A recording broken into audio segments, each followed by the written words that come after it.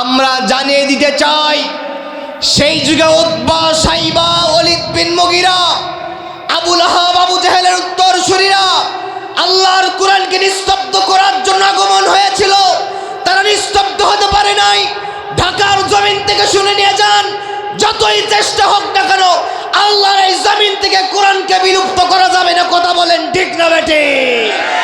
কোরআন আছে, থাকবে, শেষ পর্যন্ত কোরআনকে বিলুপ্ত করার মতো সাহস, শক্তি এই পৃথিবীতে কারো কোনো আবির্ভাব হবে।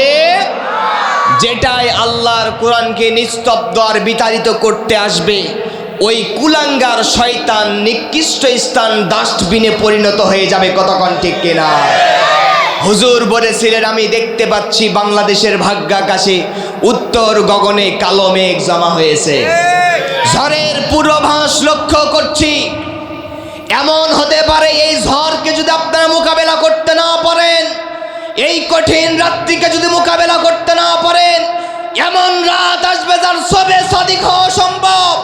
একটা শবে সাদিক 5 আগস্টে শেষ হয়ে গেছে, আগামীতে যেই শবে সাদিক আসতেছে, আল্লাহর দিন যদি বিজয় না করা যায়, কোরআনপন্থীদের যদি সংসদে না দেওয়া যায়, আমার এই জমিনে এমন রাত আসবে যার শবে সাদিক হওয়া সম্ভব হবে। কতক্ষণ ঠিক কিনা?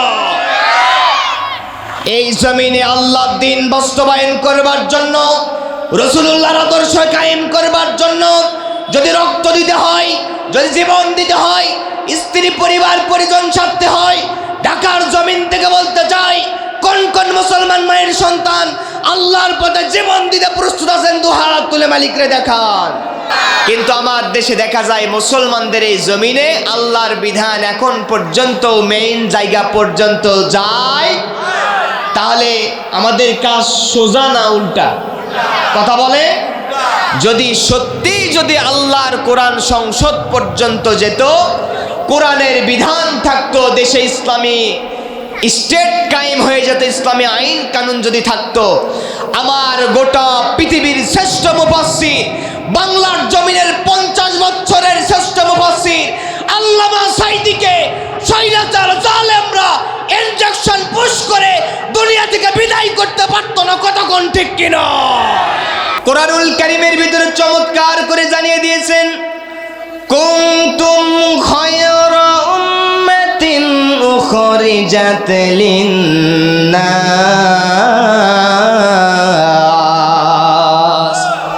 তা'মুরুনা বিল মা'রুফি ওয়া তানহাউনা আনিল মুনকার ওয়া তু'মিনুনা বিল্লাহ।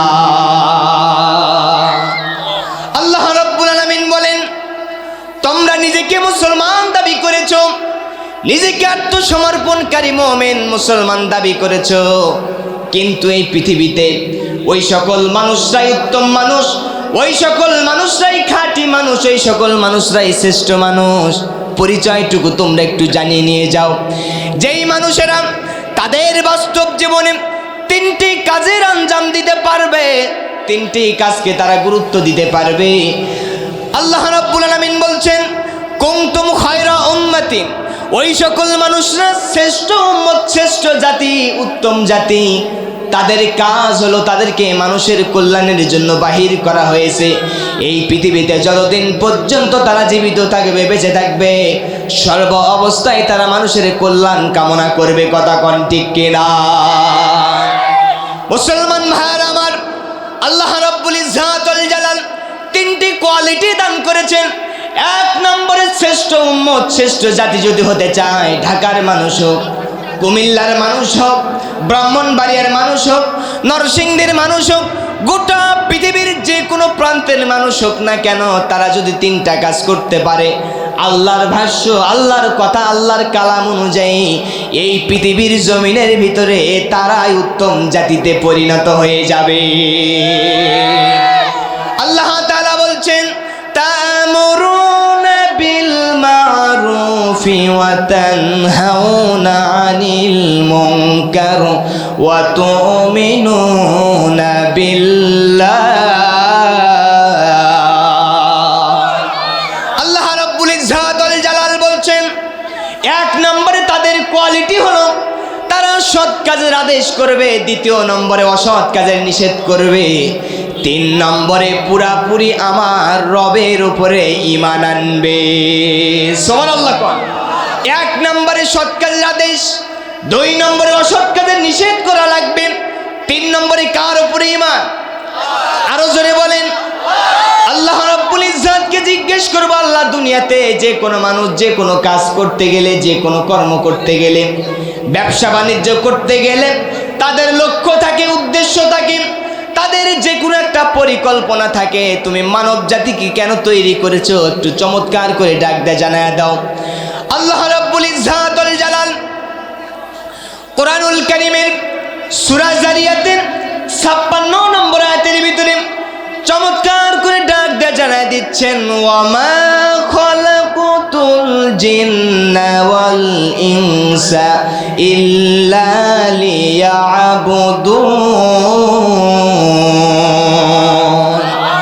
আল্লাহ রাব্বুল আলামিন বলছেন, এই পৃথিবীতে মানব জাতি আর জিন জাতি, 2টা জাতি আল্লাহ পাক তৈরি করেছেন। আমাদের পূর্বে একটা জাতি ছিল, সেই জাতিটার নাম হলো জিন জাতি। কি জাতি?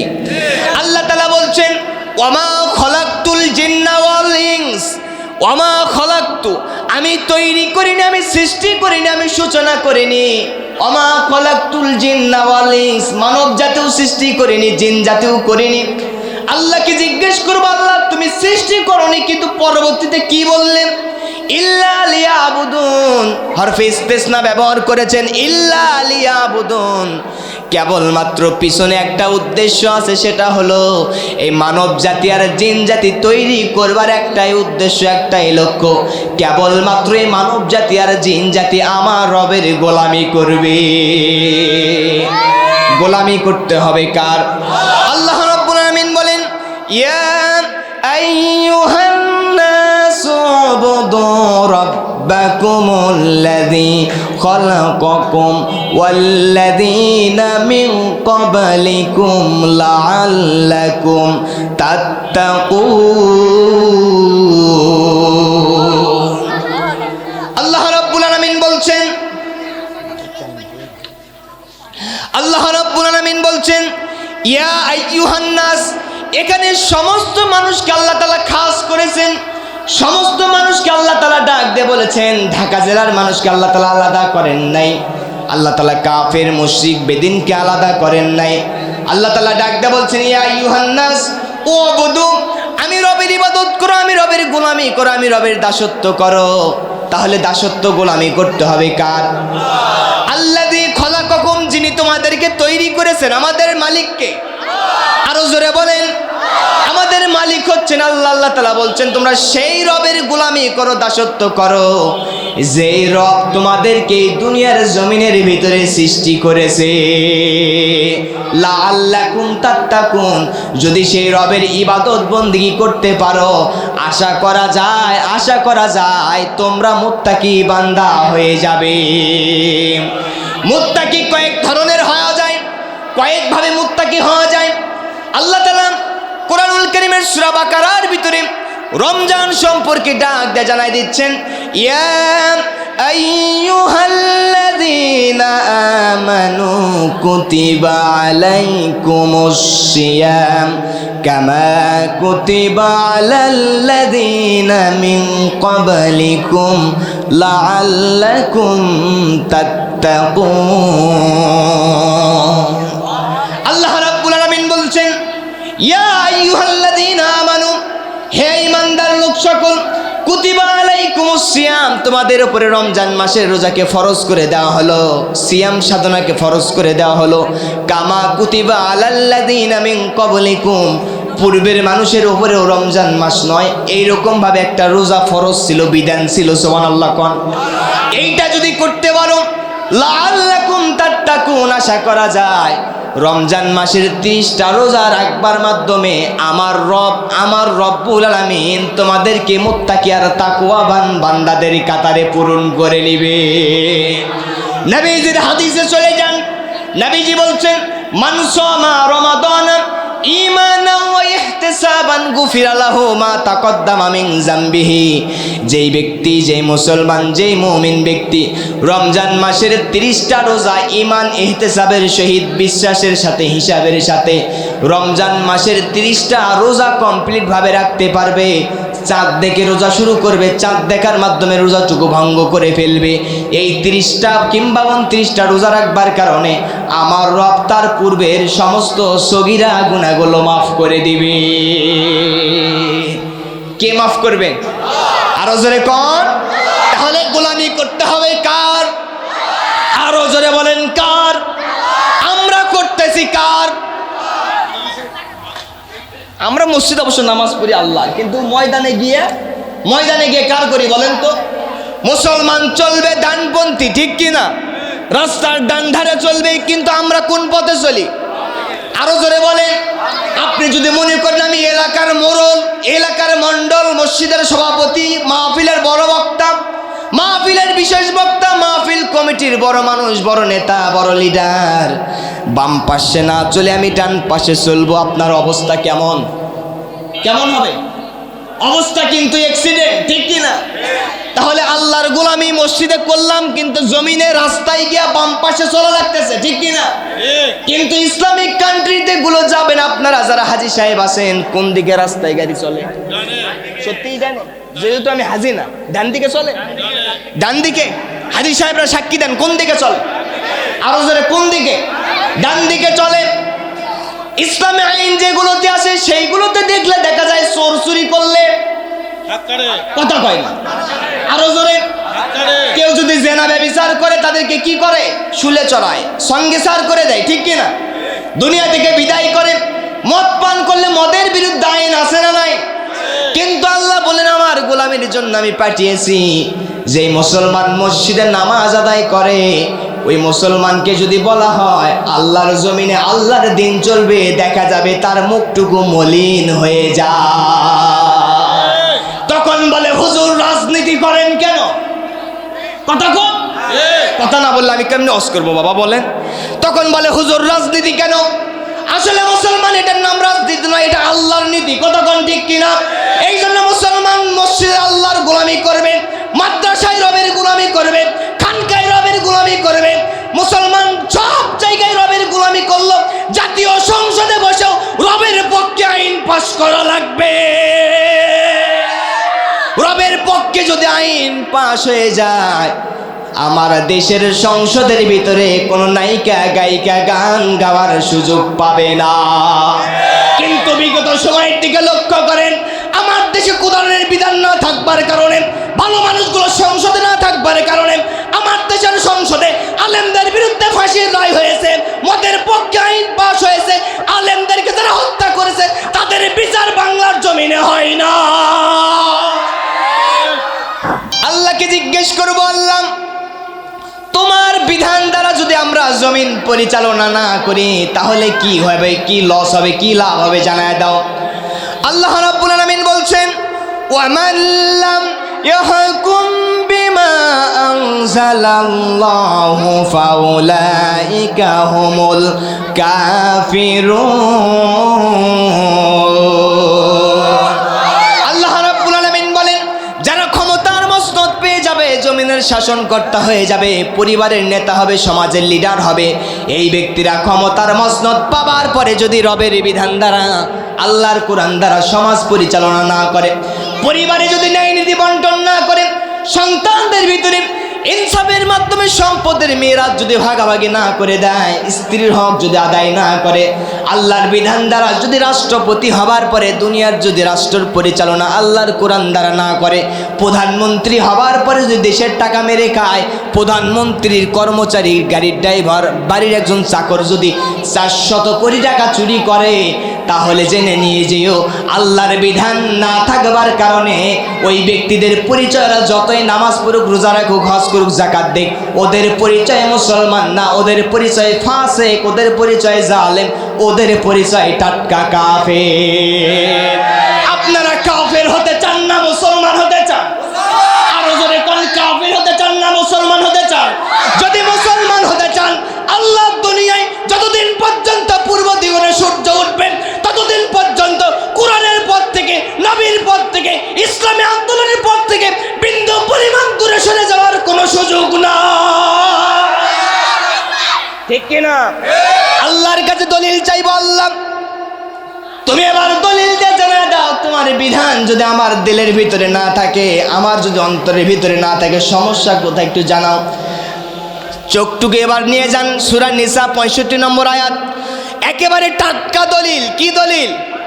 আরো জোরে কোন। আল্লাহ তাআলা বলছেন কোরআনুল কারীমে সুন্দর করে ডাক দিয়ে জানা দিচ্ছেন, ফালা ওয়া রাব্বিকা লা ইউমিনুনা হাত্তা ইউহাক্কিমুকা ফীমা শাজারা বাইনাহুম সুম্মা লা ইয়াজিদু ফি আনফুসিহিম হারাজাম মিম্মা কাদাইতা ওয়া ইউসাল্লিমু তাসলিমা। আল্লাহ রাব্বুল আলামিন বলছেন ফালা রাব্বিকা, হে নবীজি আপনার রবের কসম। কার রবের? মানে আমার রবের কসম। লা ইউমিনুনা, তারা মুমিন নয়, তারা ইমানদার নয়, তারা কামিল মুকাম্মাল মুমিন নয়। হাত্তা ইউহাক্কিমুকা ফীমা শাজারা বাইনাহুম, যতক্ষণ পর্যন্ত আমাদের মাঝে, সমস্ত মানুষের মাঝে বিচার আচারের ক্ষেত্রে, সমস্ত ন্যায় নীতি অবলম্বনের ক্ষেত্রে আমার নবীজিকে যতক্ষণ পর্যন্ত সন্তুষ্ট চিত্তে নেতা কিংবা বিচারক হিসাবে মেনে নিতে না পারবে, ততক্ষণ পর্যন্ত দুনিয়ার কোনো মানুষ ইমানদার মুমিন হতে পারবে। আর যখন পারবে, পারবে না। এই জন্য মুসলমান, যদি আপনি মুমিন হতে চান, নামাজ পড়েন ইমানদার দাবি করেন না, আপনি রোজা রেখেছেন ইমানদার দাবি করেছেন না, হবে না। যদি আপনি ইমানদার দাবি করতে চান, মুমিন হতে চান, মুকাম্মাল পুরুষ হতে চান, ইমানদার হতে চান, তাহলে আপনার প্রতি আল্লাহর কোরআন থেকে আমার দলিল ডাকবে, আপনার নামাজ রোজা হজ যাকাতের পাশাপাশি দিলের ভিতরে, মনের ভিতরে একটাই তামান্না থাকা লাগবে, এই জমিন যার, এই জমিনে আইনও চলবে তার।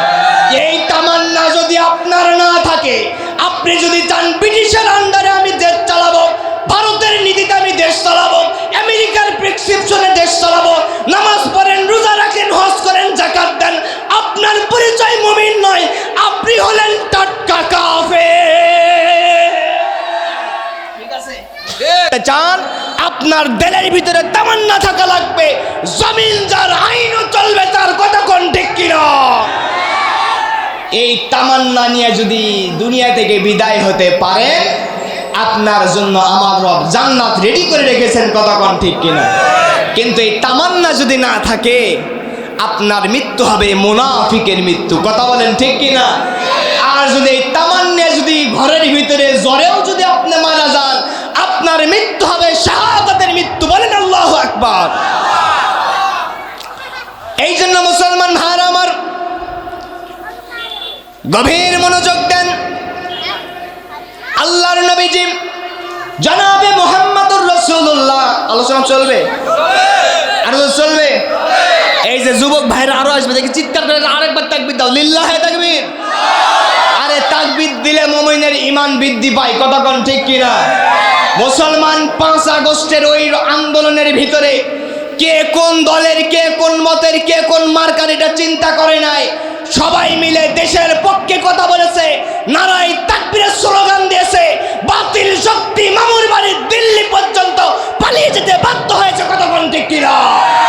তবে শুনে নিয়ে যান, আপনাদের জন্য আর একটা ভালো খবর আছে, সেটা হলো আল্লাহ বলেছেন কোন মানুষ অন্যায় করবার পরে যদি তওবা করে, কি করে?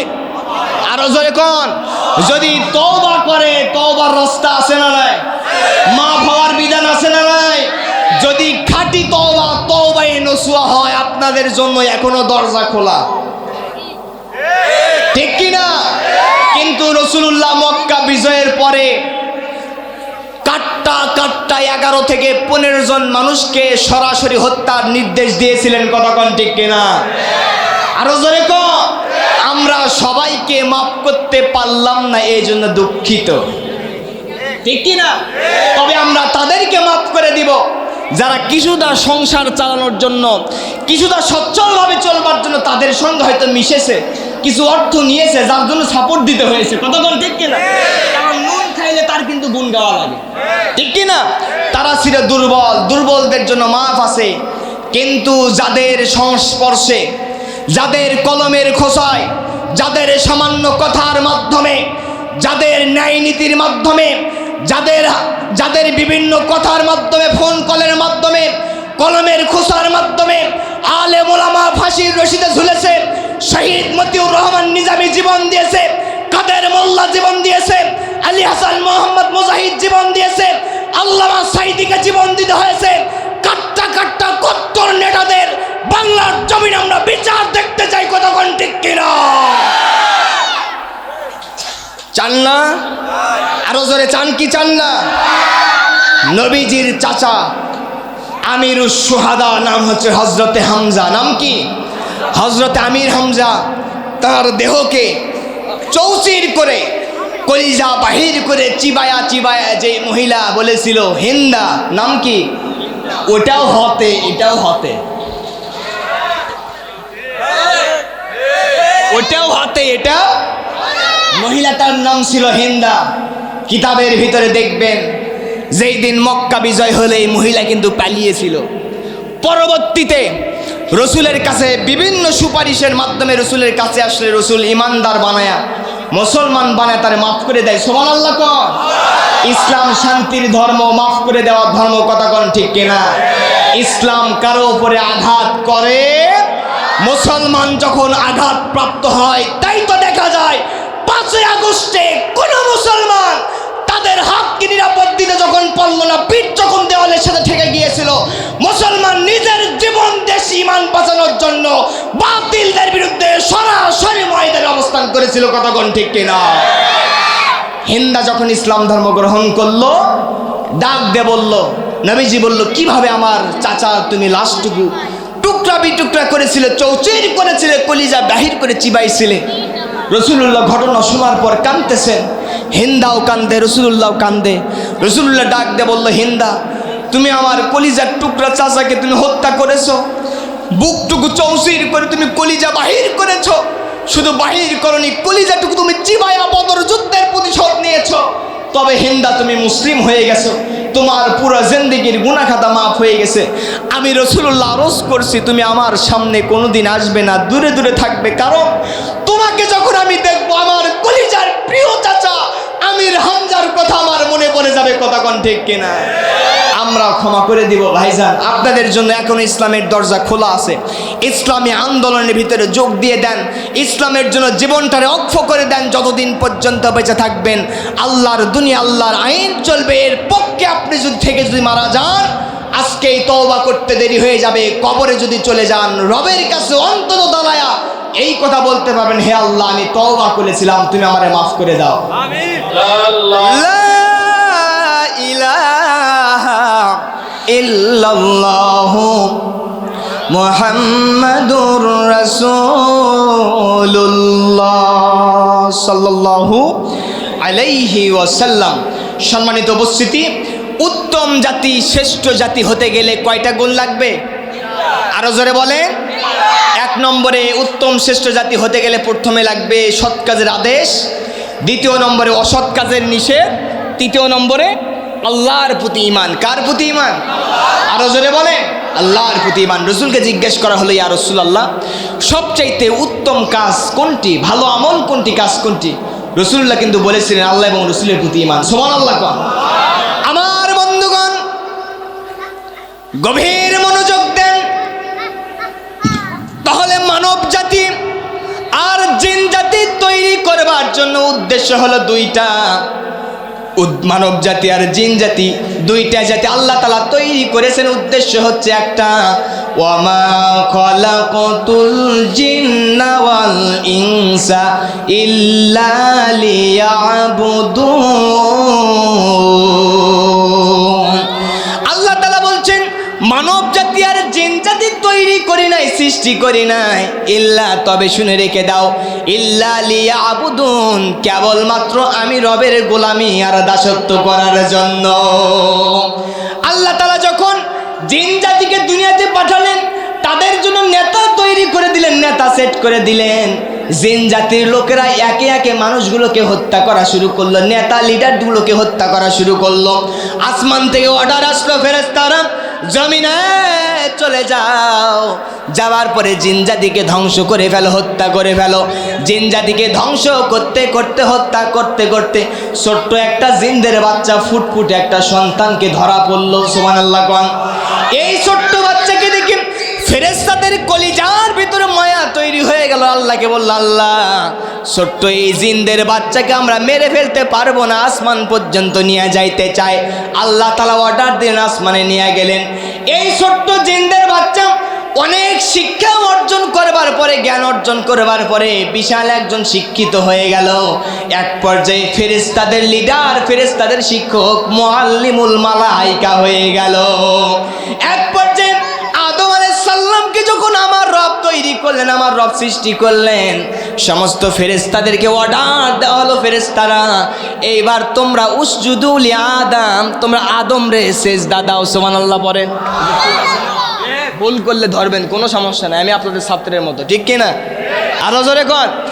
আল্লাহ তাআলা অর্ডার করলেন, ও আমার ফেরেশতারা এই আদমরে তোমরা সিজদা দাও। ফাসাজাদু ইল্লা ইবলিস। আর কি বলতো শুরু, ঠিক কিনা? আল্লাহ বললেন আদমরে সিজদা দাও। সমস্ত ফেরেশতারা তারা সিজদা দিল। ফাসাজাদু ইল্লা ইবলিস, কেবলমাত্র ওই যে জিনদের ফুটফুটে সন্তান, এর নাম কিন্তু ইবলিস, ঠিক কিনা? এই ইবলিস সিজদা দিল না। কি দিল না? ইবলিসকে বলা হলো, ইবলিস তোরে ফেরেশতা নিয়ে আসলো, শিক্ষা অর্জন করবার পরে, জ্ঞান গরিমা অর্জন করবার পরে সমস্ত ফেরেশতাদের তুই শিক্ষক হয়ে গেলি। এইবার আমার অর্ডার তুই ফলো করলি না কেন? কারণ কি?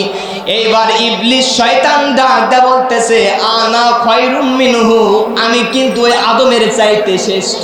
কি কারণ? তুমি আদমকে তৈরি করেছো মাটি দ্বারা, আর আমি আজাজিল, আমি ইবলিস আমারে তৈরি করেছে আগুন দ্বারা। মাটির ধর্ম হলো নিচের দিকে। ছোট্ট একটা পাথর, ইটের খণ্ড নিয়ে যদি আসমানের দিকে যদি আপনি নিক্ষেপ করেন, মাটি কিন্তু নিচের দিকে আসবে, ঠিক কিনা? আর যদি কোনো জায়গায় আগুন যদি আপনি জ্বালা দেন, লক্ষ্য করে দেখবেন আগুনের ওই অগ্নিশিখা কিন্তু উপর দিকে বেড়ে যায়। ইবলিস এবার দলিল দিচ্ছে, আল্লাহ আমারে তুমি মাটি দ্বারা তৈরি করনি, আগুন দ্বারা তৈরি করেছো। আমার ধর্ম উপর দিকে যাব, আমি তো নিচের দিকে যাব না, সিজদা দিব না। নাউজুবিল্লাহ কোন।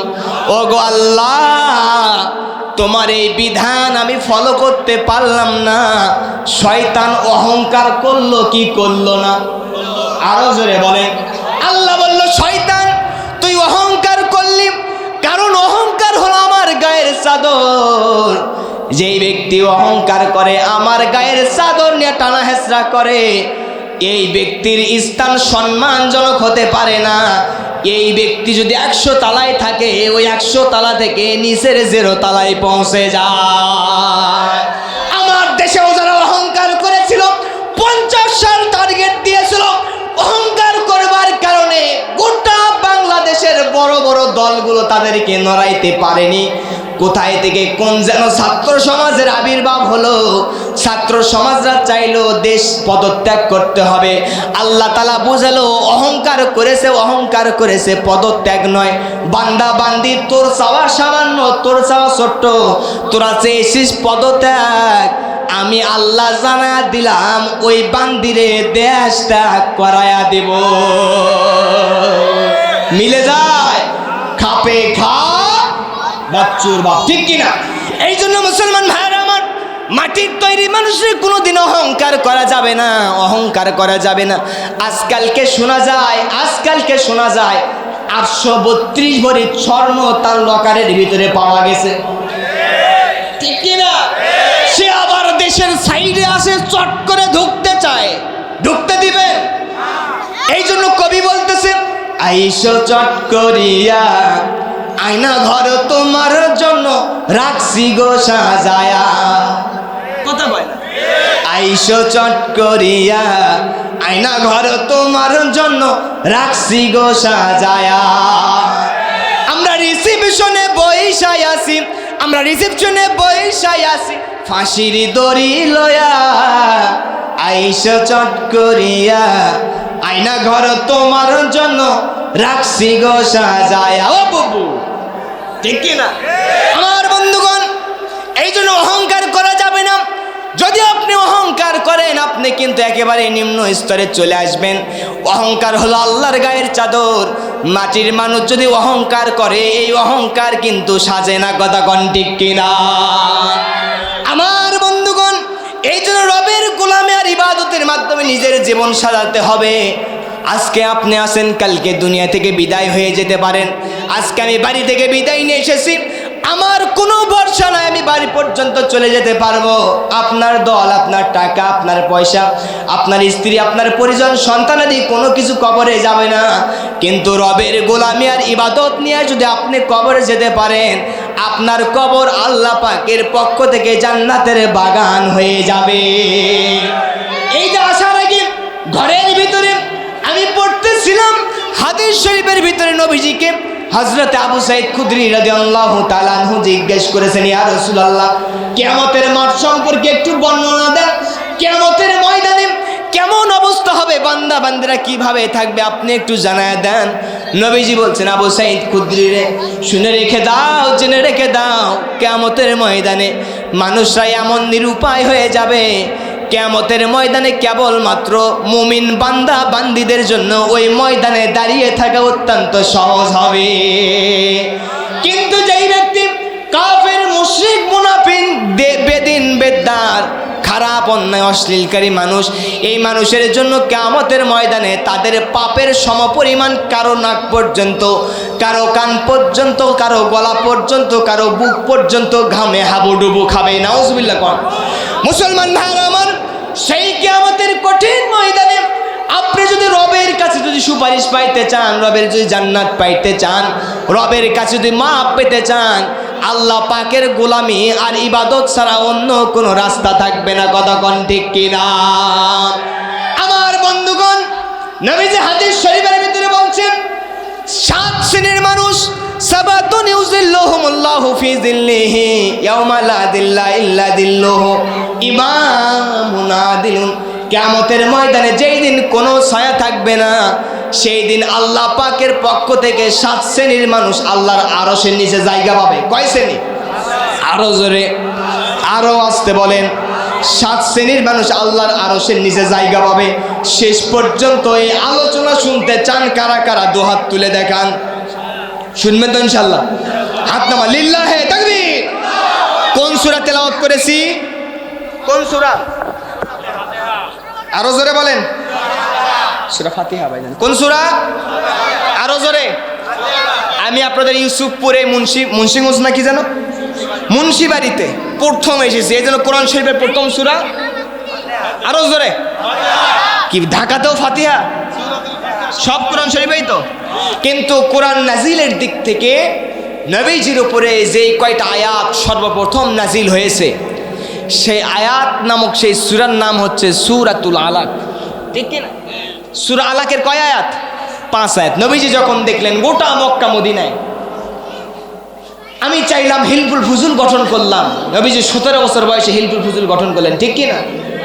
এই গঠন করবার পরে নবীজি অনেক চেষ্টা করলেন, কিন্তু পুরা সমাজ থেকে অন্যায়, জুলুম, নির্যাতন, পাপাচার, সুদ, ঘোষ কোনো কিছুকে রক্ষা করতে পারলে নবীজি তখন চিন্তা করলেন, হেরা গুহায় যাব। কোথায় যাব? হেরা গুহায় ধ্যানমগ্ন থাকলেন। হেরা গুহায় যাবার পর, বাবুদেরকে চুপ করতে বল, হেরা আলোচনার ভিতরে ঢুকে যাচ্ছে। হেরা গুহায় যাবার পরে নবীজি যখন ধ্যানমগ্ন থাকলেন, এমত অবস্থায় জিবরাইল আলাইহিস সালাম নবীজির কাছে আসলেন। আসার পরে সূরা আলাকের 5টি আয়াত অবতীর্ণ হয়। কয়টি? আরো জোরে বলেন। কয়টি? হাতের আঙ্গুল কয়টি? হাত উঠান। কয়টি? 5টি আয়াত। ওই দিকে যাব না, অনেক ঘটনা আছে। এরপরে কোরআন শরীফের ভিতরে সর্বপ্রথম আয়াত কয়টি? সূরা আলাক। কিন্তু সিরিয়ালের দিক থেকে সূরা ফাতিহার ক্রমিক নম্বর, সিরিয়াল নাম্বার 1। কত? আরো জোরে। 1 নাম্বার। এইবার সূরা ফাতিহার অনেকগুলো নাম আছে। আমার নোট অনুযায়ী আমি যদি সূরা ফাতিহার আলোচনা করি, 1.5 থেকে 2 ঘন্টা আলোচনা করা যাবে ইনশাআল্লাহ। কিন্তু এই 7টা আয়াতের ভিতর থেকে আমি একটি আয়াতে কারিমা বেছে নিচ্ছি, সেটা হচ্ছে ইহদিনাস সিরাতাল। একটা মানুষের অনেকগুলো নাম থাকে কি থাকে না? আব্দুর রহমান চকলেট মিয়া, কথা কয় না, ঠিক কি না? নাম কত সুন্দর, আব্দুল্লাহ আল মামুন বিদ্যুৎ, কথা কন। আব্দুর রহিম চমক, থাকে না? মা রক ধমক, ঠিক কি না? এরকম নাম থাকে। সূরা ফাতিহার অনেকগুলো নাম এসেছে, 42 থেকে 44টি নাম এসেছে। এতগুলো নাম বলা আপনার আমাদের পক্ষে সম্ভব না, আলোচনা রাখাও সম্ভব না। আমি এই সূরা ফাতিহার 2টি নাম আপনাদের মাঝে উল্লেখ করতেছি। কয়টি? সুবিধার জন্য আরো জোরে, কয়টি? যাতে 1 বছর পর্যন্ত এই আলোচনার ডোজ থাকে যে হুজুর সূরা ফাতিহা তেলাওয়াত করেছিল, নামাজের ভিতরে সূরা ফাতিহা তেলাওয়াত করলে পড়তে গেলে আলোচনা মনে হবে ইনশাআল্লাহ। এটা মক্কা মদিনার মানুষরা এটা বোঝে, এই জন্য তাদের নামাজের ভিতরে, তাদের আলোচনার ভিতরে, তাদের নামাজের ভিতরে মুসল্লিরা কাঁদে, ঠিক কি না? কিন্তু বাংলাদেশে সূরা ফাতিহা তেলাওয়াত হয়, সূরা ইখলাস তেলাওয়াত হয়, কিন্তু তাফসির হয় কারবালা, কথা কয় না? মানে তেলাওয়াত হয় সূরা ইখলাস, কুল আল্লাহ সূরা, কিন্তু তাফসির হয় কারবালা, কোথায় গা? এরকম হবে না ইনশাআল্লাহ। তাহলে অনেকগুলো নামের ভিতরে 2টা নাম আমরা চয়েস করতেছি। একটা হচ্ছে সূরাতুদ দোয়া। নাম কি? আরো জোরে, সূরাতুদ দোয়া।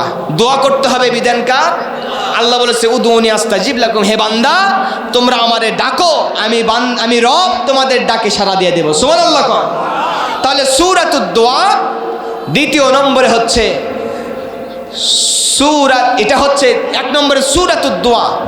2 নম্বরে নিচ্ছি উম্মুল কিতাব। নাম কি? আরো জোরে, উম্মুল শব্দের অর্থ হচ্ছে মা, আর কিতাব মানে কিতাব, তার মানে উম্মুল কিতাব মানে হচ্ছে মুজাফ মুজাফিলাই, কিতাবের মা। কিসের মা? মানে কোরআন শরীফের মা, সুবহানাল্লাহ কোন। উম্মুল কিতাব বা উম্মুল কোরআন। এখন বলবেন হুজুর সূরা ফাতিহার নাম তাহলে কোরআন শরীফের মা, তার মানে কোরআন শরীফ সূরা ফাতিহার পেট থেকে কি সূরা ফাতিহা হয়েছে? এমনটি নয়। আরবি গ্রামাটিক্যাল অনুযায়ী উম্মুল শব্দের অর্থ হচ্ছে কেন্দ্রবিন্দু, সেন্ট্রাল, সুবহানাল্লাহ কোন। উম্মুল শব্দের অর্থ কি? কেন্দ্র। উম্মুল শব্দের অর্থ কেন্দ্র। সূরা ফাতিহাকে যদি আপনি বিস্তারিত আলোচনা করেন পুরা কোরআন শরীফ হয়ে যাবে, সুবহানাল্লাহ। সূরা ফাতিহাকে যদি আপনি সামারাইজ করেন, সংক্ষেপ করে নিয়ে আসেন, একটা সূরা ফাতিহা পুরা কোরআন শরীফের কথা সূরা ফাতিহা আল্লাহ নোট করে দিয়েছে। আল্লাহ হবে বলবেন না? তাহলে নাম কয়টি? 1 নম্বরে উম্মুল কোরআন বা উম্মুল কিতাব, 2 নম্বরে হচ্ছে সূরাতুদ দোয়া। আপনার আমার বাবা মা আছে না নাই? আরো জোরে কর। পিতামাতার খেদমত করবেন তো ইনশাআল্লাহ? হাজার লক্ষ লক্ষ কোটি টাকার মালিক হতে পারেন, কিন্তু আপনার পিতা আপনার মাতা আপনার উপরে অসন্তুষ্ট হয়ে যদি কবরে যায়, আপনি যত নামাজি রোজাদার হন না কেন, নবীজি বলেছেন হুমা জান্নাতুকা ওয়া নারুকা, তোমার পিতামাতাই তোমার জান্নাত, তোমার পিতামাতাই তোমার জাহান্নাম, ঠিক কি না? মুসলমান ভাইরা আমার, এই যে আমরা মাহফিলে আসি, বাবা মা আমাদের কাছ থেকে বারবার খোঁজ নেয়, আব্বু কোথায়, কোথায় যাচ্ছ, কি করতেছো, মাহফিলে পৌঁছেছো নাকি, শেষ হয়েছে নাকি, মাহফিল শেষ হলে ফোন দেবা, পৌঁছার পর ফোন দেবা, ঠিক কি না? যেই দিন পিতামাতা বেঁচে থাকবে না, সেই দিন আপনি বুঝতে পারবেন আপনার খোঁজ খবর নেবার মতো কোনো মানুষ খুঁজে পাওয়া যাবে না, ঠিক কি না? দুনিয়াতে আপনি কার পাল্লায় পড়বেন? সমস্ত আত্মীয় স্বজন বন্ধু বান্ধব যত মানুষ হোক না কেন, সব আপনাকে স্বার্থের জন্য ভালোবাসে। 2 জন মাত্র মানুষ, পিতা আর মাতা, বাবা আর মা, কেবলমাত্র বিনা স্বার্থে, কোনো স্বার্থ ছাড়াই আপনারে ভালোবাসে, কথা কোন ঠিক কিনা? বাড়ি যাবার সময় কিছু খরচপাতি করে নিয়ে যায়, মার জন্য কাপড় নিয়ে যায়, আব্বুর জন্য কিছু টুপি নিয়ে যায়, হাদিয়া নিয়ে যায়, পিতা মাতা মন খারাপ করে, রাগ হয়, বাবা এগুলো নিয়ে আসার কোনো দরকার নাই, ঠিক কি না? কিন্তু শ্বশুর বাড়ি আপনি যান, স্ত্রী পরিবার পরিজনের দিকে তাকান, অন্য আত্মীয় স্বজনের দিকে তাকান, দিলে ভালো না দিলে খারাপ, ঠিক কি না? বউ সারা জীবন কাপড় নিয়ে দিয়েছেন, একই দে মাত্র দেন নাই সংসারের চাপের কারণে, তখন ওই ঈদেই মুখ ব্যয় করে থাকবে, আপনার সামনেও দেখবে না, সীমায় রান্না করতে যায় কোনোদিন চিনিও দিবে না, বলে তুমি আমার জীবনে দিছো কি, ঠিক কি না? মা বোনেরা স্বামীর না শুকরি হবেন না, ঠিক কি না? আরো জোরে কোন, কি ঢাকায় এরকম নাই? কথা কয় না? মুসলমান ভাইরা আমার, মা বোনদের বুঝাবেন, নবীজি বলেছেন যে মা বোন 4টি কাজ করতে পারবে। আল মারআতু ইজা সাল্লাত খামসাহা ওয়া সামাত শাহরাহা, নবীজি বলেছেন যে মা বোন, যে মহিলা বান্দিরা এক নম্বরে 5 ওয়াক্ত নামাজ আদায় করবে ফরজ, রমজান মাসে রোজা রাখবে, ফরজ পর্দা রাখবে। 4 নম্বরে স্বামীর খেদমত করবে, স্বামীর সমস্ত কিছুর হেফাজত করবে। কিয়ামতের দিন আল্লাহ তাআলা তাদেরকে এমন পাওয়ার দান করবে, জান্নাতের যে কোনো দরজা দিয়া জান্নাতে প্রবেশ করা তার জন্য একেবারে সহজ হয়ে যাবে। সুবহানাল্লাহ। মা বোনদের জন্য অন্য কোনো অজেরার প্রয়োজন হয় না। তাহলে উম্মুন শব্দের অর্থ মা। আপনার আমার পিতা মাতা বেঁচে নাই, কার কার দিকে হাত তোলেন তো। পিতা মাতা কেউ নাই, কিংবা একজন গেছে একজন আছে, হাত উঠান। আল্লাহ যেন আপনাদের, ভাই আপনার বাবা নেই, বাবা নেই আপনার হাত নামান। সকলের জন্য দোয়া করছে আল্লাহ তাআলা যেন সমস্ত ভাই বোনদের পিতা মাতার কবরখানা যেন আজকের এই কোরআনের বরকতে, এই সূরা ফাতিহার নূরের মাধ্যমে কবরের আযাব মাফ করে দিয়া কাল কিয়ামত পর্যন্ত জান্নাতের বিছানা বিছায় দেন, পড়ে না আমিন। সম্মানিত উপস্থিতি, এই জন্য পিতা মাতাকে মহব্বত করবেন, ভালোবাসবেন। পিতা মাতা থেকে দূরে সরে যাওয়া যাবে। অনেকে আছে, এই যে আপনাদের ঢাকায়, শুধু ঢাকায় না গোটা বাংলাদেশে ভূমিকম্প হয়েছে কি হয়নি? আরো জোরে কোন? ভূমিকম্প হয়েছে। ঢাকায় কি অবস্থা? যেই ব্যক্তি যেই দিন ভূমিকম্প হয়েছে জুমার দিন, ফজরের নামাজ পড়ার পরে 8টার দিকে আমি একটু ঘুমাইছি, 10:40 সময় এই অবস্থা, ঠিক কিনা? ওই সময় ওই ভূমিকম্পের ঝাঁকুনিতে আমার সর্বপ্রথম মনে পড়ে গেছে, আল্লাহ আজকে যদি ফজর নামাজ যদি না পড়তাম, আর এই ঘুমের ঘরে বিল্ডিং এর ভিতরে যদি আমি থেকে মারা যেতাম, তোমার কাছে কি জবাব দিতাম? ঠিক কিনা? যারা ফজর নামাজ না পড়ে 5তলা 10তলা বিল্ডিং এ ঘুমিয়েছিল, ওরা মনে করতেছে আমাকে আর কেউ নামাইতে পারবে না 10তলা বিল্ডিং থেকে, ঠিক কিনা? কিন্তু আল্লাহর এই 10 সেকেন্ডের একটা ঝাঁকুনিতে লঙ্গি ছাড়া রাস্তায় নামিয়ে দিয়েছে, কথা কন ঠিক কিনা? এই ভূমিকম্প আসার জন্য কিছু আলামত আছে না নাই? আরো জোরে। 15টি কারণ, অনেক আলোচনা। 15টি কারণ যখন ঘটবে, 15টি কাজ যখন দেশে যখন বৃদ্ধি পাবে, তখন এই ভূমিকম্প আসবে। তার ভিতরে 1 নম্বরে সিরিয়ালের দিক থেকে রয়েছে, তার ভিতরে অন্যতম হচ্ছে এই জমিনের ভিতরে মানুষের পাপাচার, গান বাজনা, অন্যায় অবিচার যখন বেড়ে যাবে, এই জমিনের উপরে তখন ভূমিকম্প হবে। আল্লাহ একটু নাড়া দেবে, কথা কোন ঠিক কিনা? শুধু তাই নয়, আরেকটি কারণ, সেটা হচ্ছে নবীজি বলেছেন কিয়ামতের সেই পূর্ব মুহূর্তে মানুষরা নিজের পিতামাতাকে দূরে দূরে রাখবে, বন্ধু বান্ধবকে কাছে নিবে, ঠিক কিনা? ও বাড়ির আত্মীয় স্বজন, নিজের রক্তের মানুষ, চাচা ভাই ভাতিজাকে চেনে না, ওই কোথায় কোন দেশের বরিশালে পটুয়াখালীর বন্ধু, তারে নিয়ে ঘুরতে যায়, ঠিক কিনা? যুবক, আজকে তুমি তোমার জীবন নষ্ট করে দিয়েছো বন্ধুর পাল্লায় পড়ে। অশ্লীল ভিডিও সিনেমা দেখতে দেখতে নিজের জীবন তুমি শেষ করে দিয়েছো। কবরের ভিতরে কিয়ামতের মাঠে তুমি তোমার কোনো বন্ধু বান্ধবকেও কাছে পাবা না, খুঁজে পাবা না, কতক্ষণ ঠিক কিনা? আল্লাহ তাআলা বলছেন কিয়ামতের মাঠে সমস্ত বন্ধনগুলো টাস টাস করে ফেটে যাবে, শেষ হয়ে যাবে। কেবলমাত্র মুত্তাকি মানুষরা, ইমানদার মুমিনরা কিয়ামতের দিন বন্ধুত্ব হারাবে না। সুবহানাল্লাহ। আমার বন্ধুগণ, এই যে মাঝে মধ্যে আপনার আমার নিকটে ভূমিকম্প আসে, ভূমিধস আসে, বিভিন্ন ধরনের জলোচ্ছ্বাস আসে, তুফান আসে, আইলা আসে, নারগিজ আসে, গজব আসে, কারণ কি? আল্লাহর কোরআন থেকে দলিল নিয়ে যান। আল্লাহ রাব্বুল আলামিন বলছেন, যাহারাল ফাসাদু ফিল বাররি ওয়াল বাহরি বিমা কাসাবাত আইদিন নাস। বলছে বান্দারা, এই জমিনের ভিতরে যত অন্যায় অবিচার কাজ তোমরা দেখতে পাও, এই জমিনে যত তোমরা ফিতনা ফাসাদ দেখতে পাও, যত বিপর্যয় দেখতে পাও, এই যে ভূমিকম্প ভূমিধসগুলো দেখতে পাও, একটাও আমার রবের পক্ষ থেকে গজব নয়। যত কিছু তোমরা করেছো, তোমাদের অন্যায় কাজ থেকে ভালোর দিকে ফিরে আসার জন্য তোমাদেরকে একটু ঘোষণা দেওয়া হয়, কথা কোন ঠিক কিনা? আলোচনার দিকে চলে যান। তেলাওয়াত করেছে সূরা ফাতিহা 60টি আয়াত। সপ্তাহে কয় দিন এক সপ্তাহ হয়? আরো জোরে বলেন। এইবার সূরা ফাতিহার 2টা নাম চয়েস করলাম। 1 নম্বরে হলো উম্মুল কিতাব, 2 নম্বর হলো সূরাতুদ দোয়া। আপনি নামাজ পড়বার পরে তেলাওয়াত করে, নামাজ পড়বার পরে সম্পূর্ণ করবার পরে আপনি যদি কোনো দোয়া দরুদ যদি না জানেন, সূরা ফাতিহা যদি আরেকবার তেলাওয়াত করেন, আপনার দোয়া দরুদের কাজ সম্পূর্ণ হয়ে যাবে। এইবার বান্দা বান্দি যখন নামাজের ভিতরে, সালাতের ভিতরে দাঁড়িয়ে যায়, আল্লাহর কাছে কোনো কিছু চাই না, আলোচনার দিকে চলে এসেছি।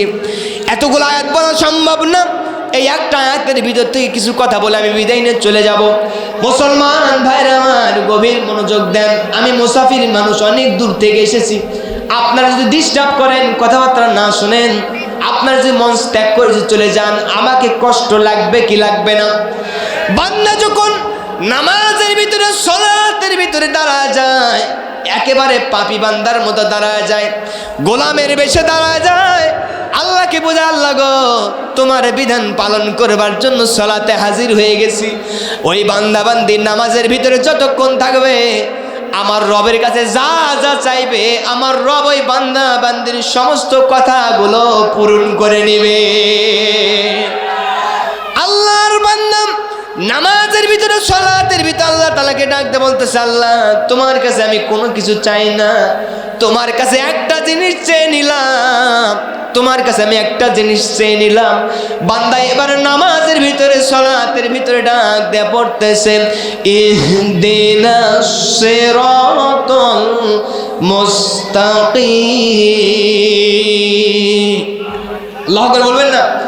আল্লাহর বান্দা নামাজের ভিতরে আল্লাহর কাছে দোয়া করতেছে, আল্লাহ তোমার কাছে আমি একটা জিনিস চাই, ইহদিনাস সিরাতাল মুস্তাকিম, তুমি আমাকে সরল রাস্তা, হেদায়েতের রাস্তা, ইসলামের রাস্তা, কোরআন সুন্নাহর রাস্তা, আল্লাহর পক্ষ থেকে নিয়ামত প্রাপ্ত বান্দা বান্দীদের রাস্তার ভিতরে প্রবেশ করে দাও। এই জন্য দোয়া করতে হবে কার কাছে? জবান খুলে বলেন কার কাছে?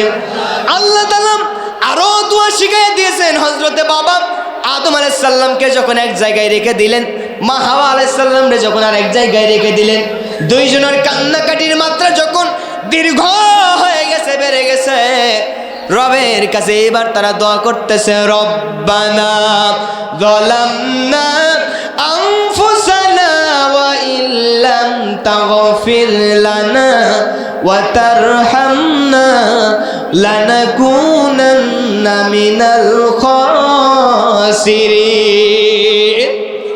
আল্লাহ রাব্বুল আলামিন বলতেছেন, বান্দারে তোর বাবা আদম আলাইহিস সালাম আর মা হাওয়া আলাইহিস সালামের মাধ্যমে শিখিয়ে দিলাম, আমি রবের কাছে বল, আমি রবের কাছে তুই ঘোষণা করে দে, আমি রবের কাছে তুই তোর সমস্ত জুলুমের কথা স্বীকার করে নে। রব্বানা যালামনা, হে আমাদের রব আমি জুলুম করেছি, পাপের ভিতরে পড়ে আছি, পাপের সাগরের ভিতরে পড়ে আছি, কত অন্যায় অবিচার করেছি, দিনের আলোতে রাতের অন্ধকারে প্রকাশ্যে গোপনে কত জুলুম করলাম, অন্যায় করলাম। একটা সেকেন্ডের জন্য তুমি অক্সিজেন বন্ধ করে দাও না, একটা সেকেন্ডের জন্য তুমি আমার থেকে পানি কেড়ে নেও নাই, বাতাস কেড়ে নেও নাই, খাদ্য কেড়ে নেও নাই, সূর্যের তাপ তুমি কেড়ে নেও নাই, চন্দ্রের আলোকে তুমি হারিয়ে দাও না। হে আমার রব, জুলুম করে ফেলেছি, গভীর রজনীতে তোমার কাছে ক্ষমা চাই, তুমি আমার জীবনের সব গুনাহ মাফ করে দাও। হে রব, তুমি যদি আমাকে রহমতের চাদরে ঢেকে না নাও, আমি কিন্তু ক্ষতির ভিতরে পড়ে যাব। বান্দা যখন গভীর রজনীতে তাহাজ্জুদের 2 রাকাত নামাজ পড়বার পরে রবের কাছে সিজদায় গিয়া যখন চোখের পানি ফেলায়, চোখের পানিটুকু নাকের ডগা থেকে যায় নামাজে পড়বার আগে আমার আল্লাহ তার কুদরত থেকে জানা দেয়, ফেরেশতারা এই মানুষগুলো তৈরি করতে নিষেধ করেছিলেন, গভীর রাত্রিতে ঠান্ডা পানি তারা ওযু করবার পরে আমি রবের কাছে গুনাহ থেকে মাফ চাই। আমি রব ডাক দে জানা দিলাম, সাক্ষী থেকে যাও, এই বান্দা বান্দির জীবনের সব গুনাহ আমি রব মাফ করে দিলাম। আমার বন্ধুগণ, রবের কাছে এবার চেয়ে নিচ্ছি, ইহদিনাস সিরাতাল মুস্তাকিম, হে আল্লাহ তুমি আমাদের হেদায়েতের পথে রাখো। কিসের পথে?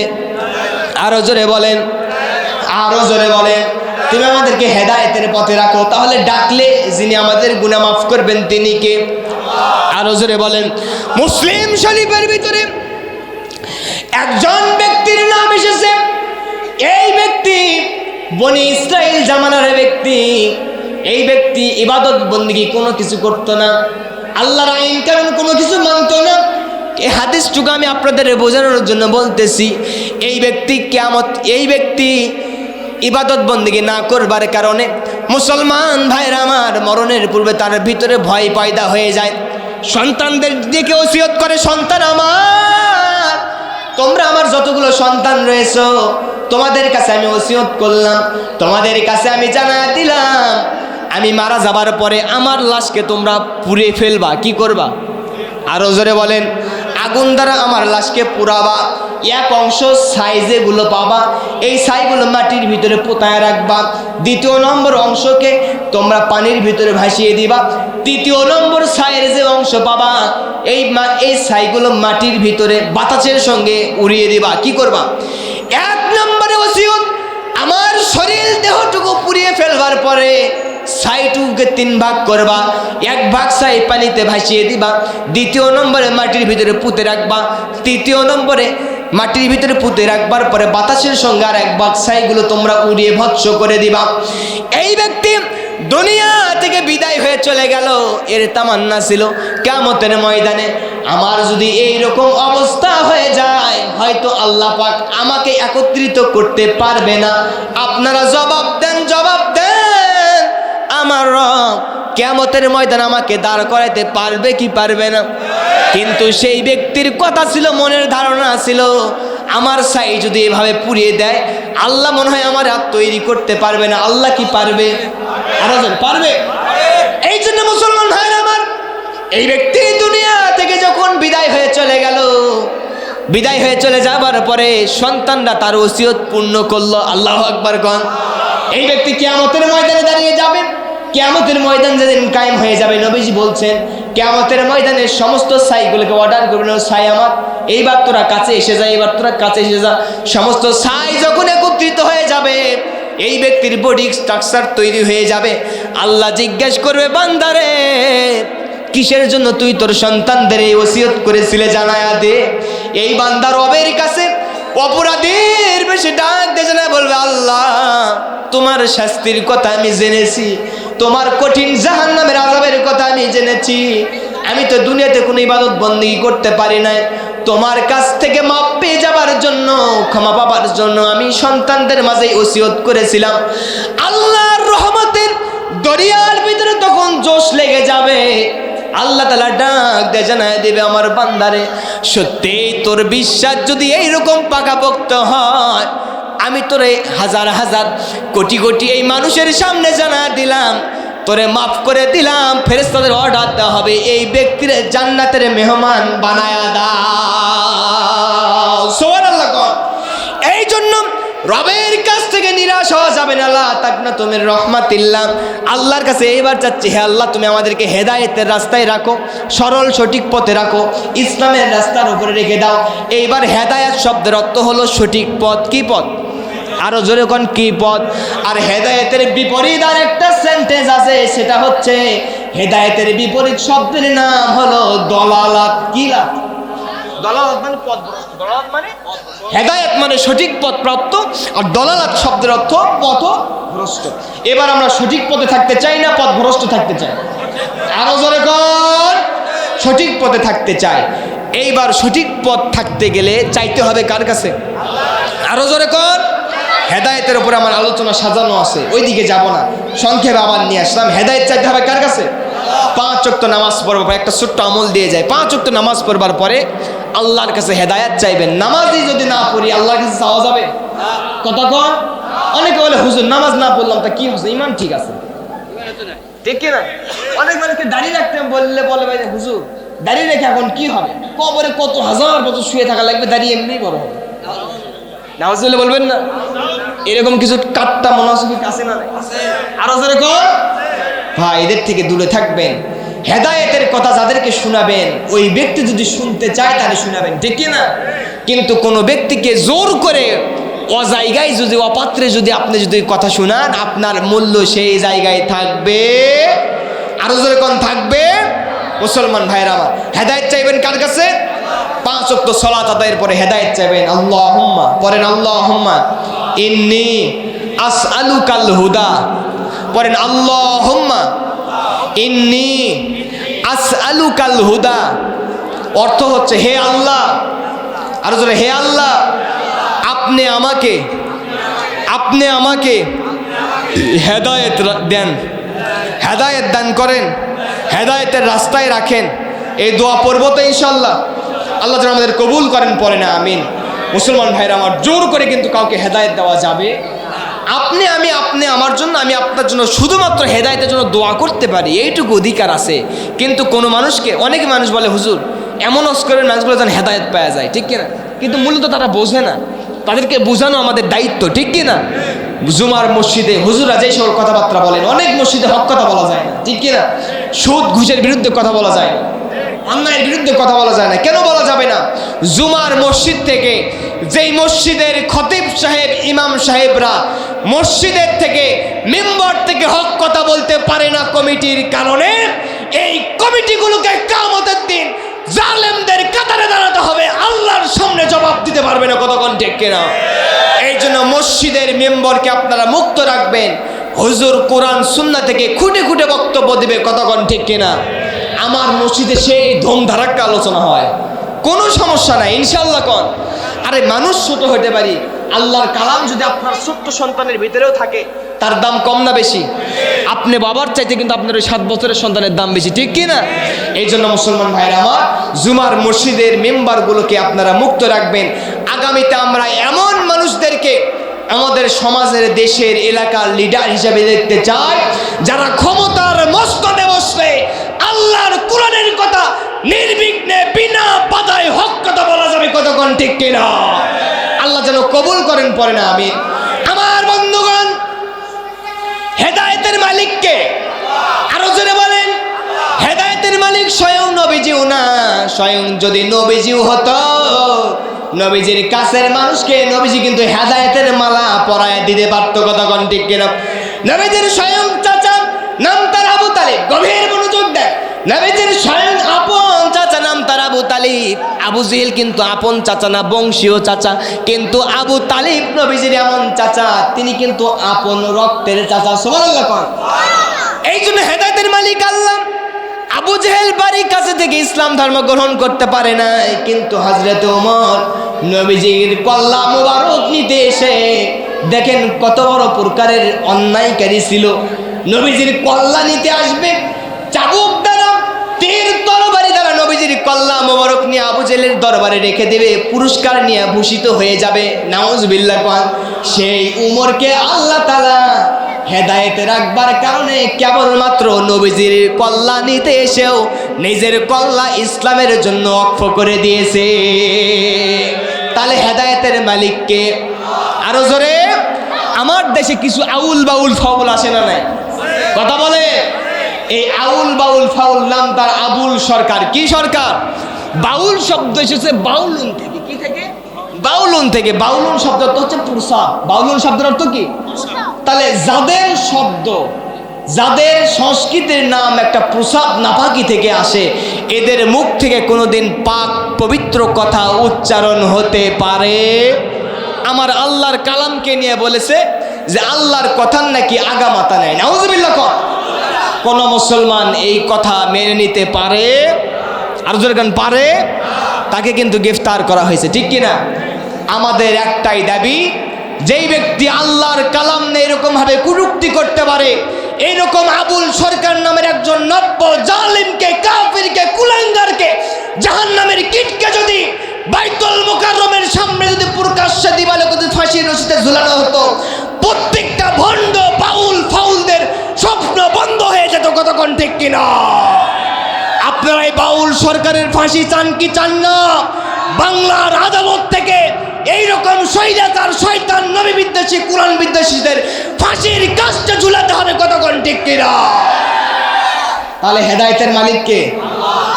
ও আবার কি বলছে শুনছেন? যে বলছে কোরআন শরীফের নাসের কথা আছে। কিসের কথা? না বললে মুখ খালি শুনকে বলবো, এদের বিরুদ্ধে বলা যাবে তো? বলছে কোরআন শরীফের নাসের কথা আছে, এই জন্য আমরা নাসি। কেমন কথা?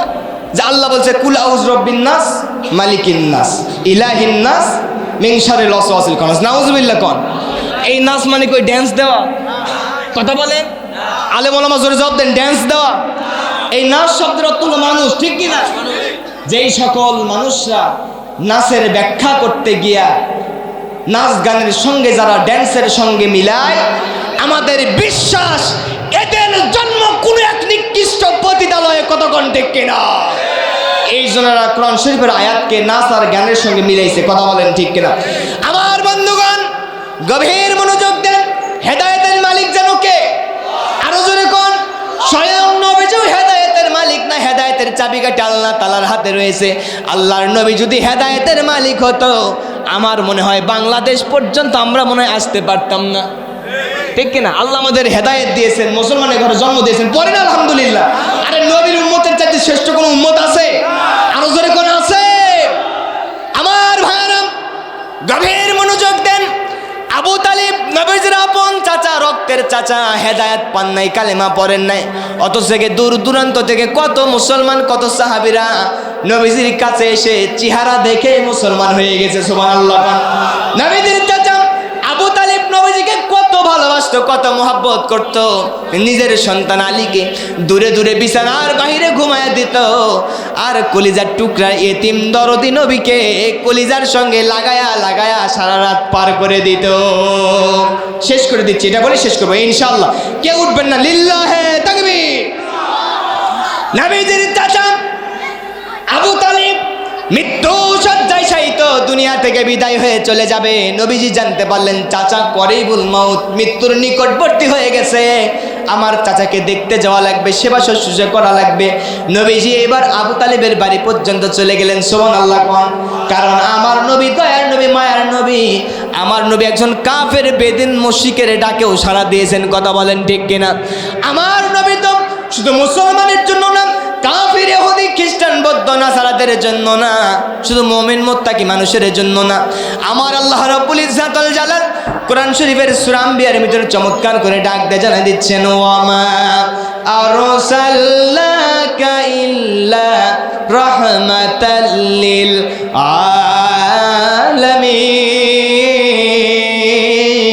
আলামিন।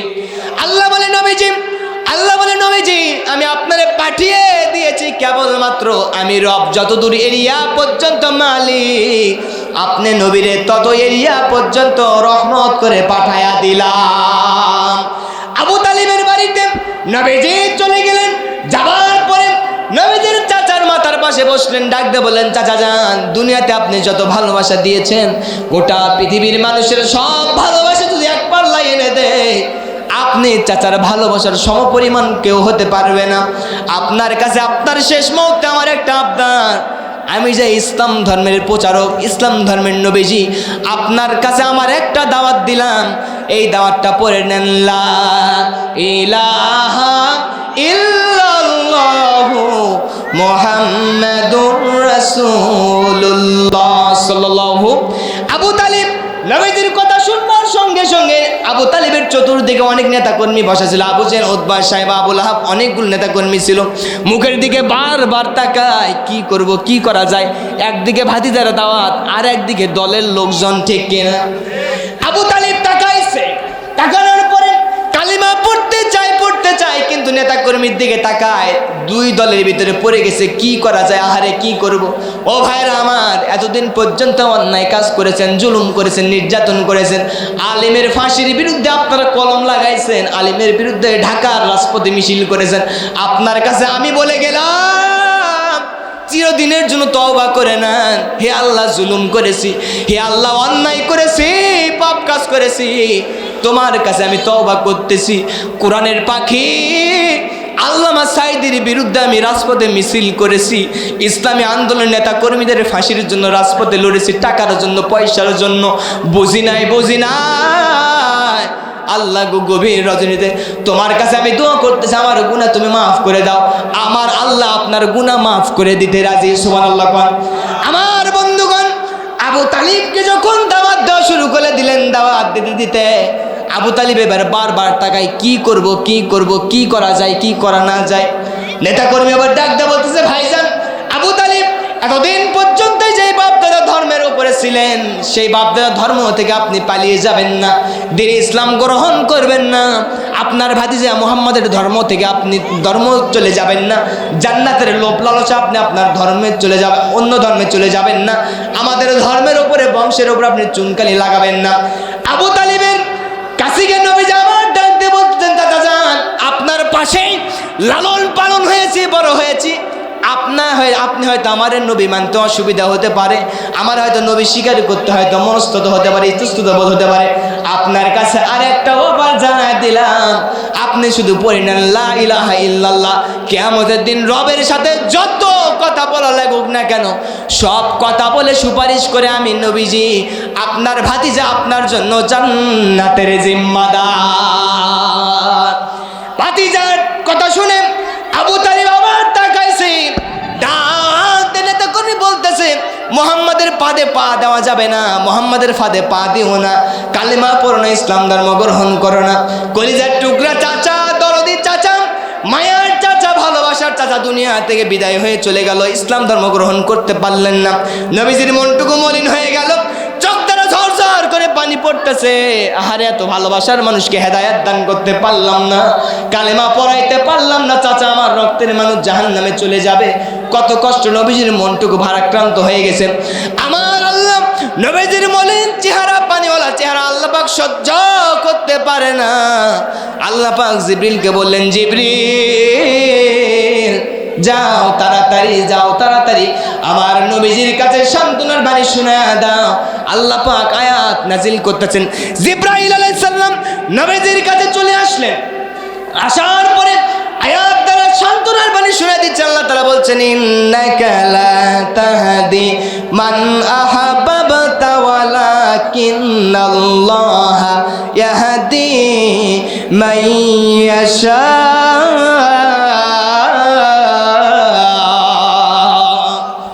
আল্লাহ তাআলা বলছেন, হে নবীজি, আপনার যারা ধর্ম গ্রহণ করে নাই তাতে কি হয়েছে, ইসলামে আসে নাই তাতে কি হয়েছে? হেদায়েতের মালিক আপনি না, হেদায়েতের মালিক হলাম আমি আল্লাহ। আমি আল্লাহ যারে হেদায়েত দান করব সে হেদায়েত পেতে পারবে, আমি আল্লাহ যারে চাইব না, আপনি নবীজি যতই চান যতই ভালোবাসেন হেদায়েত দান করতে পারবেন না। তাহলে হেদায়েতের মালিক কে? আরো জোরে বলেন। আমার বন্ধুগণ, আলোচনা শেষের দিকে নিয়ে আসলাম, শেষ করছি। হেদায়েত চাইতে হবে আল্লাহর কাছে। কার কাছে? আরো জোরে কোন? হেদায়েত চাইতে হবে আল্লাহর কাছে। এই সামান্য আলোচনাটুকু আমি শেষ করে দিলাম। আপনারা কেউ উঠবেন না, কেউ উঠবেন না, আপনারা কেউ উঠবেন না। বাংলার জমিনে আপনারা পোস্টারে যে নাম দেখেছেন, আমার নামটা একজন বিশ্ববরেণ্য আলেমে দ্বীনের নাম। তাকে আপনারা চেনেন কি চেনেন না? আরো জোরে কোন, চেনেন কি চেনেন না? আরে আমাদের মাহফিলে, আজহারি ভাইয়ের মাহফিলের কথা আলাদা, আমাদের মাহফিলে 100, 150, 200 লোক হয় না। আর কোরআনের পাখি যখন তাফসীর ময়দানে, ঢাকার পল্টন ময়দানে, সিলেট আলিয়া মাদ্রাসা মাঠে, চট্টগ্রামের ওই প্যারেড ময়দানে যখন কথা বলতো, ধলমত নির্বিশেষে লক্ষ কোটি কোটি মানুষ আল্লাহর এই বান্দার জবান থেকে আল্লাহর কোরআনের তাফসীর শুনবার জন্য একত্রিত হয়ে যেত। শুধু তাই নয়, তার হাতে কালেমা পড়ে একই স্টেজে 45 থেকে 47 জন মানুষ মুসলমান হয়েছে, ঠিক কিনা? তিনি যদি আমাদের মাঝে এই 10 বছর 15 বছর পর্যন্ত খেদমত করতেন, দাওয়াত দিতেন, এই বাংলাদেশের চিত্র মনে হয় পাল্টে যেত। কথা কোন ঠিক কিনা? কিন্তু তা নয়, তিনি শাহাদতের দোয়া করেছেন, শাহাদতের দোয়া চেয়েছেন। দুনিয়াতে যতদিন পর্যন্ত থেকেছেন ততদিন পর্যন্ত আল্লাহর কাছে চেয়েছেন, আল্লাহ তুমি আমার শাহাদাতের জন্য কবুল করে নাও। এই জন্য দুনিয়ার সব মানুষের দোয়া এক পাল্লায়, আর আল্লামা কোরআনের পাখির একটা দোয়া আমার রব কবুল করেছে। 13 বছর জেলখানায় রেখে শাহাদাতের মৃত্যু কবুল করেছে। আমার এলাকায়, আমার থানার ভিতরে গত 2 দিন আগে ফরিদুল ইসলাম নামের একজন হুজুর কোরআনের আলোচনা করতে করতে স্টেজের ভিতরে স্ট্রোক হয়ে পরের দিন সকালবেলা দুনিয়া থেকে বিদায় হয়ে গেছে। ভাইরা আলহামদুলিল্লাহ। আপনাদের কাছে আমি ছোট্ট সাইদি, আপনাদের কাছে আমার একটা আবেদন, আপনারা দোয়া করবেন। আপনারা হয়তো একদিন হুজুরের মাধ্যমে খবর পাবেন আপনার এলাকায় যে ছোট্ট সাইদি এসেছিল দুনিয়া থেকে বিদায় হয়ে গেছে। আপনাদের কাছে আমি দোয়া চাই, যেই দিন খবর আসবে আমি ছোট্ট সাইদি নাই, আপনারা একটু দোয়া করে দেবেন, আল্লাহ এই ছোট্ট সাইদের মাফ করে দিয়ে তুমি জান্নাত দিয়ে দাও। পারবেন তো ইনশাআল্লাহ? মুসলমান ভাইরা আমার, গভীর রজনীতে আরেকটি কথা বলে যেতে চাই, সেটা হলো কোরআনের পাখি আল্লামা সাইদি কেমন ভালো মানুষ ছিলেন শুনে নিয়ে যান। কেমন ভালো মানুষ ছিলেন শুনে নিয়ে যান। গত বছরে ডিসেম্বরে ঢাকায় আমি আরেকটা একটা কাজের জন্য এসেছিলাম এয়ারপোর্টে। সেই জায়গা থেকে একজন আলেমে দিনের সঙ্গে দেখা হলো, ঢাকার মাওলানা এনামুল হক সাহেবের সঙ্গে। সিটি সেন্টারে 29 তলায় মাগরিবের সালাত আদায় করলাম। মাগরিবের নামাজ পড়বার পরে ওনার সঙ্গে আমার যোগাযোগ ছিল। উনি সাইদি সাহেবের একটা মাদ্রাসা আছে খুলনা, সিদ্দিকিয়া আলিয়া কামিল মাদ্রাসা, ওনার নিজ হাতে গড়া। সুবহানাল্লাহ। হুজুরের ওসিয়ত ছিল, হুজুরের ওসিয়ত ছিল আমি জেলখানা থেকে যদি বাহির হইতে পারি, আপনাদের কিছু কথা আমি শুনে যাই, আমি যদি জেলখানা থেকে বাহির হইতে পারি, 1 নম্বরে মক্কায় কাবা শরীফ জিয়ারত করব, তাওয়াফ করব। 2 নম্বরে নবীজির রওজার পাশে দাঁড়া একটু সালাম দিব। 3 নম্বরে বাংলাদেশের মুসলমানদের কাছে দীর্ঘ 50টি বছর পর্যন্ত খেদমত করেছি, এই মুসলমানদের সামনে আর একটিবার নাহমাদুহু বলে কোরআনের তাফসীর করব। আর একটা ওসিয়ত ছিল, সেটা হলো আমি যখন দুনিয়া থেকে বিদায় হয়ে যাব, আমার প্রতিষ্ঠিত আলিয়া কামিল মাদ্রাসা খুলনাতে আমাকে তোমরা দাফন করে দিবা। কিন্তু হুজুরকে যেই দিন দুনিয়া থেকে ইনজেকশন পুশ করে ভারতের প্রেসক্রিপশনে কেলেঙ্কারি করে মার্ডার কিলারের মাধ্যমে যখন দুনিয়া থেকে বিদায় করে দেওয়া হলো, সেই দিন একদল কুলাঙ্গারের আবির্ভাব হলো খুলনার জমিনে। তারা মিছিল করলো, রাজাকারের দাফন খুলনায় হবে না। আল্লাহ পরিষ্কার করে দিয়েছেন, রাজাকারকে তোমরা খুলনায় দাফন করতে দাওনি। এমন সময় আসতে পারে বাংলার জমিনে ওদের জায়গা হবে না, দাফন হবে না। কতক্ষণ ঠিক কিনা? তবে মুসলমান শুনে নিয়ে যান, হুজুরে নেই। হুজুরের সঙ্গে যখন দেখা হলো, ডাক দে বলে, হুজুর সাইদি সাহেবের মাদ্রাসার আপনি ছাত্র, আপনি একটু ডাক দে জানায় দেন, তার সম্পর্কে 2-1টা কথা বলেন, জাতির সামনে মঞ্চে মঞ্চে কথাগুলো বলতে পারবো। হুজুর তখন ডাকতে বলছেন, ও গাইবান্ধার সাইদি রে, শুনে নিয়ে যাও। আমি একটা জায়গা থেকে শুনেছি, সাইদি সাহেবের বাবা আর সাইদি সাহেবের মা সকালবেলা ফজরের নামাজ পড়বার পরে হুজুরের কাছে উপস্থিত হয়েছেন। সুবহানাল্লাহ। কোন সাইদি সাহেবের হুজুরের কাছে উপস্থিত হওয়ার পরে ডাক দিয়ে বলতেছেন, হুজুর আমি সাইদির বাবা, ফজর নামাজের পূর্ব মুহূর্তে স্বপ্নের ভিতরে তাকায় দেখলাম আপনার ছাত্র ছোট্ট সাইদি হাজার হাজার লক্ষ কোটি মানুষের সামনে আল্লাহর কোরআনের তাফসীর করতেছে। হুজুর এবার ডাক দিয়ে বলতেছেন, ওগো সাইদির মা, আপনি কি স্বপ্ন দেখেছেন জানায়া দেন। সাইদির মা পর্দার থেকে ডাক দিয়ে বলতেছে, হুজুর সাইদির বাবা ঘুমের ঘরের ভিতরে যেই স্বপ্ন দেখেছে, আমি সাইদির মা ঘুমের ঘরের ভিতরে একই স্বপ্ন দেখেছি। হুজুর এবার ডাক দিয়ে বলতেছেন, ওগো সাইদির বাবা, সাইদির মা, আপনাদের দোয়া, আপনাদের স্বপ্ন মনে হয় কবুল হয়ে গেছে। আমিও শিক্ষক লক্ষ্য করে দেখতেছি, এই ছোট্ট সাইদি একদিন বড় হয়ে যাবে, বাংলার জমিনে শুধু নয় গোটা পৃথিবীতে কথা বলবে, আল্লাহর কোরআনের তাফসীর করবে।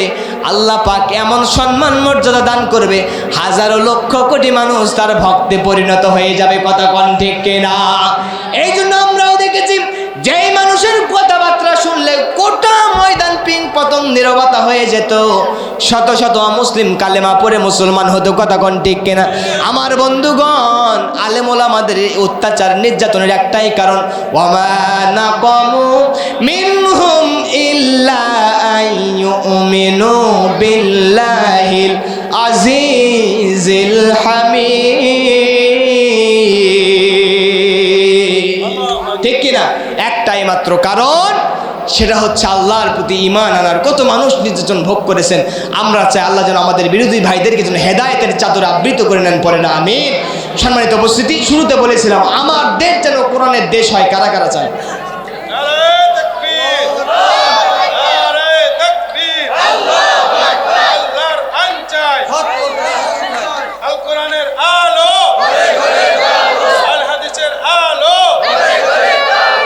আলহামদুলিল্লাহ পড়েন। শেষ পর্যায়ে দোয়া করছি বাংলাদেশের আপোষহীন নেত্রী, আমরা তাদের জন্য দোয়া করি। দেখেন ফেসবুকে ঢুকলে একদল আর একদল ঘুতাঘুতি আসে না নাই? কতক্ষণ? কিন্তু একজন মাত্র বাংলাদেশের আপোষহীন নেত্রী কোথায় আছে? এভার কি না জানি না ভিতরে কি অবস্থা, যদি হায়াতে বেঁচে থাকেন। আমি একটা নিউজ দেখতেছিলাম, তার অবস্থা নাকি এখন একটু ভালো। জানি না কি অবস্থায় আছে, কি ষড়যন্ত্র চলছে ওটা জানি না। তবে দোয়া করব যদি বেঁচে থাকে আল্লাহ তাআলা আমাদের এই মাকে যেন সুস্থতার নিয়ামত দান করে। আরো জোরে, এটা আমাদের ইমানি দায়িত্ব।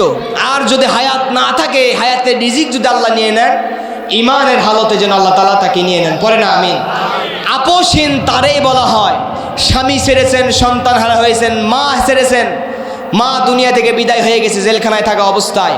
ভারতের বিরুদ্ধে একেবারে কঠিন শক্তি ছিলেন বেগম খালেদা জিয়া। তার শ্বশুর বাড়ি, আমি যেখানে জুমার নামাজ পড়ে, বাগবাড়ি এলাকা, শহীদ জিয়াউর রহমানের এলাকা। তিনি এমন আপোষহীন ছিলেন, তার কথা ছিল একটাই, দেশ আমার, দেশের বাহিরে কোনো বন্ধু প্রভু নাই। ঠিক কিনা? আমাদের দেশের বাহিরেও কোনো প্রভু নাই। কতক্ষণ ঠিক কিনা? আমাদের দেশ আমাদের নিয়ন্ত্রণে থাকবে, আল্লাহর বিধান যারা চলবে। বাংলার জমিনের 1 ইঞ্চি মাটি ইন্ডিয়ার দালালদের কাছে আমরা ছেড়ে দিতে প্রস্তুত নই। কতক্ষণ ঠিক কিনা? তার কথা এটাই ছিল। তার দলের দিকে আমি আহ্বান করব, বেগম খালেদা জিয়ার মতো আপোষহীন হয়ে যান। দালালি আমরা সবাই বাদ দিয়ে নিজের দেশ গড়ার জন্য লেগে যাব ইনশাআল্লাহ। আমরা সবাই যদি কাঁধে কাঁধ মিলিয়ে দেশের জন্য কাজ করতে পারি, আমার দেশ 1 নম্বরে আল্লাহর আইনের দেশ হবে, তারপরে সোনার বাংলায় পরিণত হবে। সুবহানাল্লাহ। আলেম ওলামা, পীর সাহেব, পীর মাশায়েখ, যে যে ঘরানার হন না কেন, সারসিনা, দেওয়ানবাগ, কুতুববাগ, এই যে হেফাজত, চরমনাই, ফুরফুরা যত আছে, মেদিনীপুর, ফুলতলি আছে না নাই, আলিয়া কওমি, কেউ কাউকে কটু চোখে দেখার টাইম নাই। অন্ততপক্ষে সকল মাসালা মাসাইল, সমস্ত ছোটখাটো বিষয় ইখতিলাফ বাদ দিয়া আল্লাহর জমিনে আল্লাহর দিন কায়েমের জন্য, সংসদে আল্লাহর বিধান প্রতিষ্ঠার জন্য সমস্ত দল মত নির্বিশেষে আলেম ওলামা যদি এক রাস্তায় আসতে পারে, এক মঞ্চে আসতে পারে, আমার দেশ আগামীতে কোরআনের দেশ হয়ে যাবে, কোনো সন্দেহ নাই। আপনাদের এই প্রমাণ পরিস্থিতি গোটা বাংলাদেশ আমরা ঘুরতেছি, সেই পঞ্চগড় থেকে শুরু করে বরিশাল পর্যন্ত, ভোলা পর্যন্ত আমরা যে বিষয়গুলো লক্ষ্য করতেছি, বুঝতে পারতেছি, আগামীর দেশে যদি সুষ্ঠুভাবে নির্বাচন হয়, লোকজন যদি ব্যালটে যদি সুষ্ঠুভাবে, যদি কোনো প্রকার অন্যায় ছাড়া যদি সুষ্ঠুভাবে সিল মারতে পারে, আগামীর দেশ হবে কোরআনের দেশ, আগামীর সংসদ হবে কোরআনের সংসদ, আগামীর রাষ্ট্র হবে আলেম ওলামা, দাড়িওয়ালা, টুপিওয়ালা, ভালো মানুষের রাষ্ট্র। কতক্ষণ ঠিক কিনা? আল্লাহ যেন কবুল করেন, বলে না আমিন। আমি ছোট মানুষ, আমার জন্য দোয়া করবেন। আমার জুমা মসজিদে গত মাসে একজন হিন্দু ভাই, আমি ছোট মানুষের হাতে কালেমা পড়ে ইসলাম ধর্ম গ্রহণ করেছেন। আল্লাহ যেন কবুল করে, দিনের পক্ষে কথাগুলো হক ভাবে বলবার চেষ্টা করব। আল্লাহ সেই তৌফিক দান করেন, পড়ে না আমিন। সন্তানের দিকে মাদ্রাসায় পড়াবেন, আলেম ওলামা বানাবেন, দিন ইসলামের পক্ষে থাকবেন, নামাজ রোজা আদায় করবেন, জাকাতের পয়সাগুলো, ইসলামী আইন না আসবার আগে জাকাতের সম্পদগুলো ভাগ করে দিবেন, সন্তানেদের মাঝে সমতা বন্টন করবেন।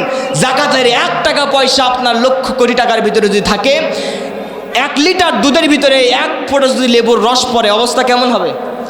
লৌটে যাবে। কি হবে? আপনাদের এখানে সিরকা হয়ে যাবে, ঠিক কি না?